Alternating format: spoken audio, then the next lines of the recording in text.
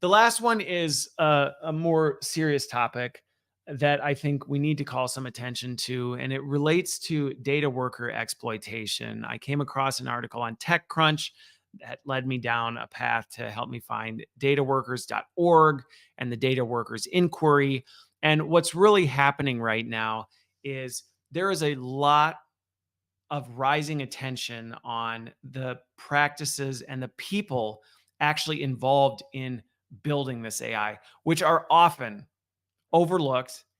And they're often people who end up being exploited in this whole AI boom. And these, the dataworkers.org is trying to draw more attention to it. They're doing some really interesting stuff. Data Workers Inquiry is trying to take action to try and help do something about it, to create regulations and guidelines for how data workers should be treated. Because to the average consumer, if you're an average consumer, you probably don't think much about how your AI is created and what went into it. You just know you go to ChatGPT or Gemini or Anthropic or whatever your favorite AI tool is, and you just use it. And you think, this is so great. I love it. It helps me with blah, blah, blah, whatever. And it's helpful for you. And that's awesome. But what you don't often think about is, but who helped build this and what did they have to do to help build this? And were those people considered and were they protected? Because there can be a lot of misunderstandings about it.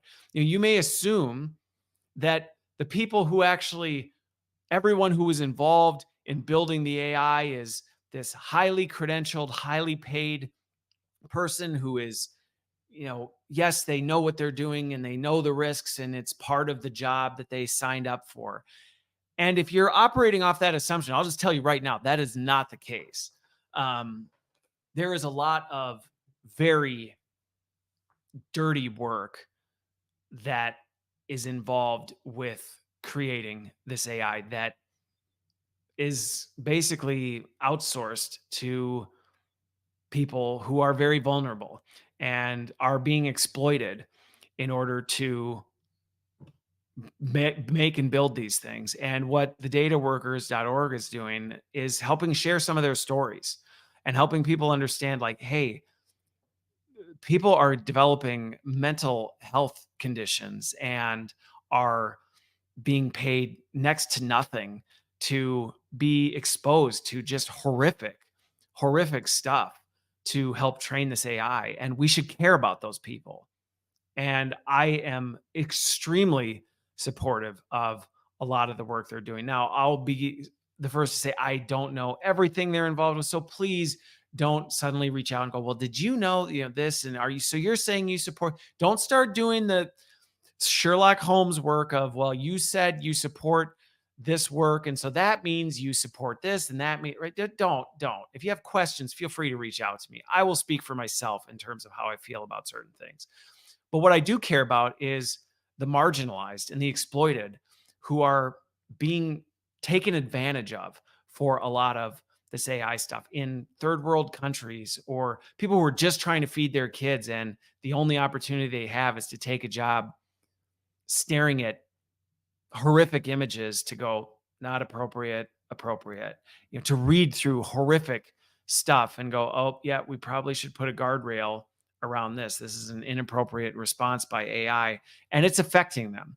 And reading through some of the stories, hearing some of the stories, it will change your perspective. And I would actually encourage everybody to, whether you go check out data-workers.org, whether you look into the data workers inquiry, whether you just kind of Google data worker exploitation and make yourself more aware of, hey, this isn't all clean and pretty. And the way the sausage gets made, there's a lot of corners that get cut and there's a lot of people that get hurt in the process. And this is why ethical AI practices and AI for good is really important. And we as consumers should be pushing for that. We should be asking for that from AI companies. We should be demanding that, because it's not okay. No matter how convenient this AI is, and no matter how much of a benefit it is to you, If people are being exploited to get us there, then we just need to find better ways to do it. Doesn't mean I'm not sitting here advocating, say, down with AI because of this. I'm saying, no, let's figure out how to help the people who are being exploited to get us these products. Let's put practices in place to say, no, there are certain things that people should not just be used to do to help build this stuff. Let's find a better way, and let's make sure we're paying a fair wage to folks who are going into this, and let's make them aware of the risks that they're being exploited. Not that they're being exploited. Nobody's going to pull them in and go, by the way, we're going to exploit you. That's not, well, let's make sure we're not doing that, but let's make them informed of what this is and give them the options and the opportunities and the resources to cope with it. And a really personal example that I have with this was I have a friend of mine who formerly worked in Facebook's kind of fact checking group. And they were responsible for the development and the well being of the employees in that group. And I know that group takes a ton of heat. People get mad about the fact checkers and they're accused of all sorts of different things, and they're demonized on many things. But the reality is there were a lot of people out there that actually have to look at the underbelly of society and see some of just the horrific stuff that happens in this world, and it messes with them big time. And we should care about that, because if you think about it, just let me walk you through how something like this happens. Okay. Somebody takes a video of something that is horrific and they want to post it on social media to a private group or whatever. And it gets flagged, typically by AI, because there's not enough people in the world to sit and scour every single social media post. So AI catches, hey, I think something bad is happening here. That gets passed along to someone who has to look at it and confirm it, and maybe it detects blood and somebody's got to go, hey, is this blood because, right, this is a video of their baby being born, or is this a video of somebody being murdered, type of a thing. And somebody's got to look at that, and they've got to then flag it and then make a determination on it. And that's their whole day, is looking at nothing but this horrific content. And that's just one example.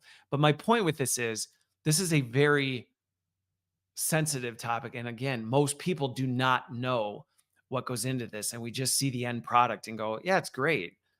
And if you're someone who goes, well, somebody's got to do it, I would caution you and encourage you to have a little bit more empathy about it. And if you're someone who goes, that's terrible, what do we do? I think one, it's just, hey, how do we create more attention around it? Share something about it, make people more aware, tell somebody, hey, did you know this? Because there's the vast majority of people I talk to when I'm like, do you actually know how AI gets built? Honestly, unless I'm talking on one of my talks where I'm talking to somebody who's deep in the industry, most people have no clue. And even some of the people I talk to who are deep in the tech space, they don't actually know how it got to where it is. They just know, well, I know where it is and now I'm building something off of it. They don't understand the supply chain of how they got there and the people who were hurt in the mix. And so it's something that we can just create more awareness about and drive greater expectations in the products that we buy, and say, no, this is something we expect. We expect to know, if we're buying your AI product, that you did not exploit people and you did not take advantage of people, and you have healthy practices in place to take care of the people that, because in many ways, there's no getting around it. There has to be humans in the loop on certain things. But how do we make sure that those people are taken care of? They're aware of the risks. And, I've got lots of ideas on how to do that. And I've actually worked with some companies to help build ethical data practices to help their data workers and help figure out how to, make what could be an ugly job less ugly, for the benefit of others. So if anything else, like I said, I'd encourage you to go out, even if nothing else, do a little more research into it, look into it and go, wow, I didn't know that. Even that may grow your empathy and help you to speak more intelligently about it to others. And maybe you can't do anything, but maybe somebody you draw more attention to for can. And I think that's just one of the first steps we can all take.